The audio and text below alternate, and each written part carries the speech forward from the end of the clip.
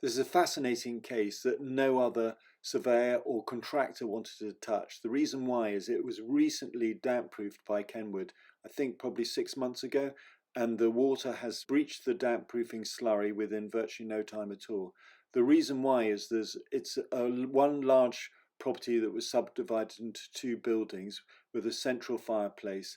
The right-hand property has been unoccupied for about the last 6-9 months, causing a lot of condensation, which has released hygroscopic salts from the fireplace, causing them to move through to the left-hand property, the warm property where my client is. In addition, there's virtually no ventilation in the right-hand property and insufficient ventilation from an internal bathroom on the left-hand side. You had Kenwood did some of the work here. And not on this side. It wasn't on this side? Not on this side. Okay.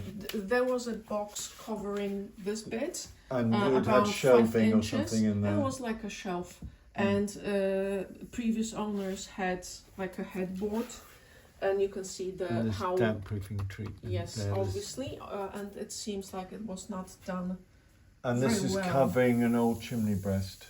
No. Because this... that's on the other side. Because I thought you said your brother-in-law said that there was soot and well, because this is the neighboring chimney. Okay. Right? Okay, fair enough. As you can see, I'm not sure what is this dark bit, but smells like an ash.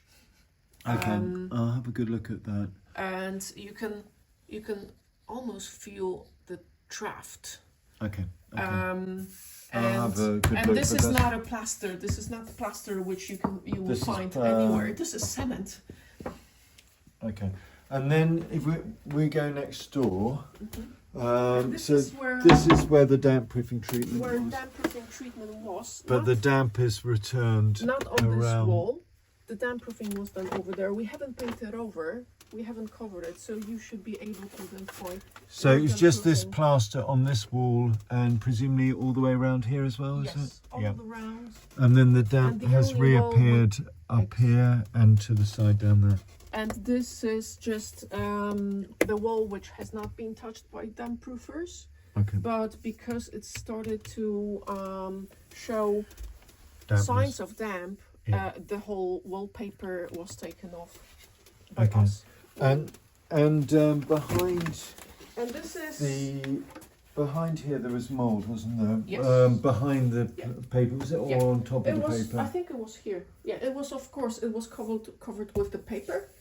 And when my brother uncovered the box, and the paper had moldy spots. Underneath the paper or above the paper?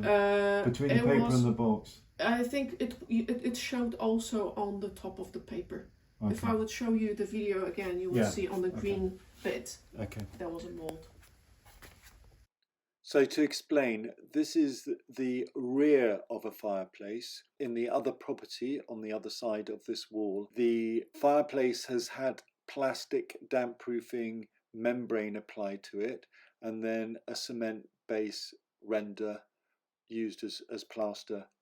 Here we see the to the right of that fireplace, that dampness to the right hand side is on the right of the damp proofing treatment. So this wall wasn't damp proofed by Kenwood recently.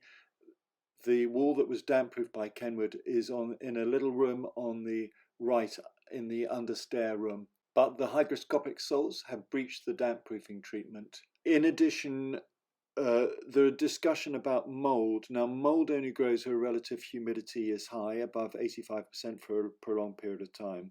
It also is inhibited by hygroscopic salts. So if you've got hygroscopic salts, you won't have mould. That's why you never find groundwater, which is the root cause of rising damp and contains some hygroscopic salts.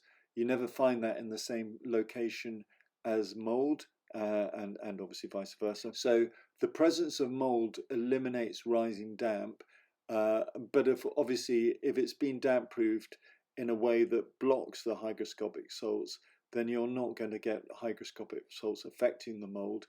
But it tells me that there's also excess humidity in this property, and what's happening is you've got the cold property on the right hand side with virtually no insulation between it because of the fireplace, there's virtually no insulation between the cold property on the right and the warm property on the left, and then you've got insufficient internal ventilation from the internal bathroom. I really don't want to single out any particular damp-proofing company, but Kenwood is the predominant damp-proofing company in London. Most of my clients have had damp-proofing from Kenwood or a similar damp-proofing client. Indeed, of the last 10 damp properties, 9 had previous damp-proofing treatment. You can see all the reports are there, and either Kenwood was involved in about half of those or has quoted for them. So I don't want to single them out. However, I do want to say that they previously damp-proofed this property, that I'll show you a picture of how it looked, but it looked good before the damp-proofing treatment.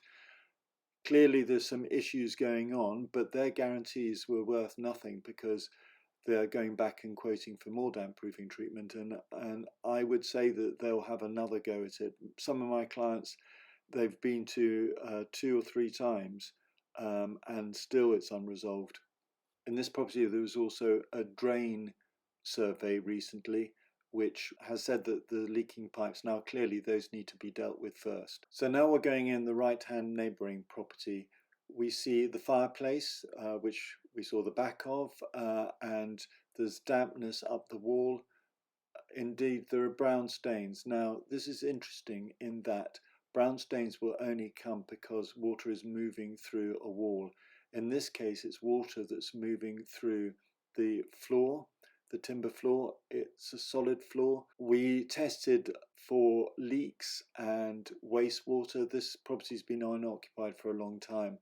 It's in fact condensation that's forming on the solid floor and causing staining from timber to rise up the wall. What's happened is that hygroscopic salts from the chimney breast, released through the original burning of coal, has come into contact with water from condensation, which has then moved up the wall. It's not rising damp, it's hygroscopic salts. Hygroscopic salts themselves are benign. They're like sodium chloride, normal table salt. Calcium nitrate is the most common one in residential properties. It's in dynamic equilibrium between liquid and vapor at 50% relative humidity. In summertime, you can see some walls that appear to be bleeding with water from heavy summer humidity. The issue here is that we've got the hygroscopic salts and the condensation. The condensation needs to be dealt with, and any drain leaks need to be dealt with, but I don't think the drain leaks are the root cause of the dampness here, but they should be dealt with anyway. The main issue is condensation. On the right hand side, the property has been left unheated. It had more or less no ventilation, and as you see, the internal vent of the left hand property isn't working, and that needs to be dealt with as well. There's basically no ventilation coming out of that at all.